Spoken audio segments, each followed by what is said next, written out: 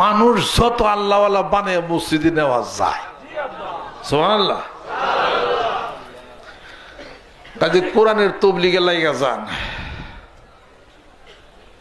মা উনজিলা ইলাইকা মির রাব্বিকা ইয়া আইয়ুহার রাসূল, হে রাসূল তোমার রবের পক্ষ থেকে তোমার প্রতি যা নাজিল করা হয়েছে, তার মানে আল কোরআনুল কারীম, আলিফ লাম র, কিতাবুন আনজালনাহু ইলাইকা লিতুখরিজান নাসা মিনাজ যুলুমাতি ইলান নূর।